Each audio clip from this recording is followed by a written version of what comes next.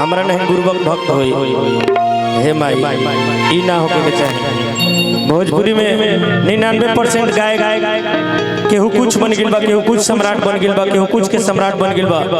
बाकी बड़ा दुख के बात बाकी केहू के लइका मोबाइल के खोल बेचता था, केहू के लइका साइकिल चोरावता था, केहू के लइका दूसरा के मोटरसाइकिल लेती करता।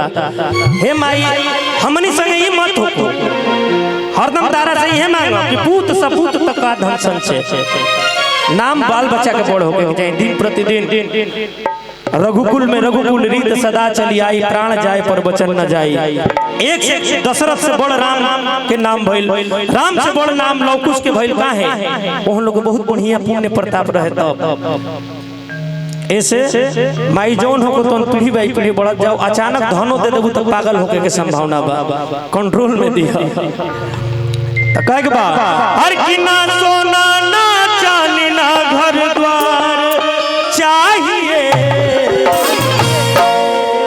कि तू ममता मई हो मैया, तेरा प्यार चाहिए।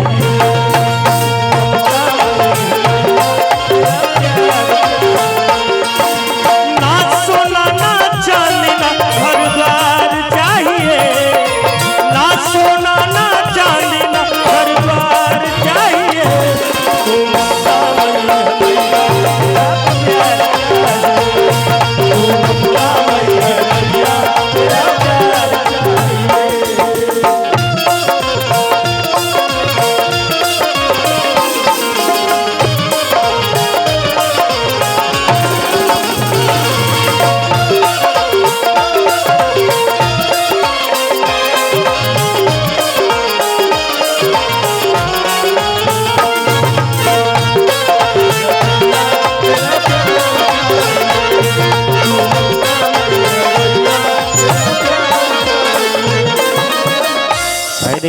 कृष्णा भैया के तरफ से आशीर्वाद आइल, बार बार वंदन बा, अभिनंदन बा।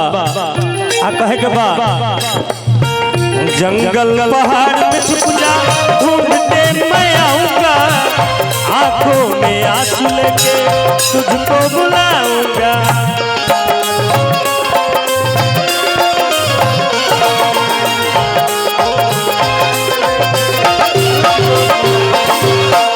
जंगल पहाड़ में छुप जा ढूंढते मैं आऊंगा, आंखों में आंसू लेके तुझको बुलाऊंगा।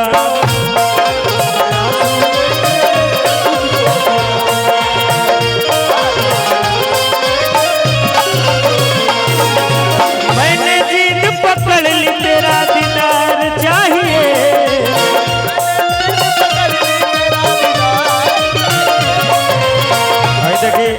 पुरस्कार आइल माननीय धनजी पाणेपुर आपन मैं लेके दोसर गई हमार छुट्टी खा लग गया। भैया की तरफ से बहुत बहुत आशीर्वाद आइल, बार बार वंदन बा, अभिनंदन बा। मैंने जीत पकड़ ली, तेरा दीदार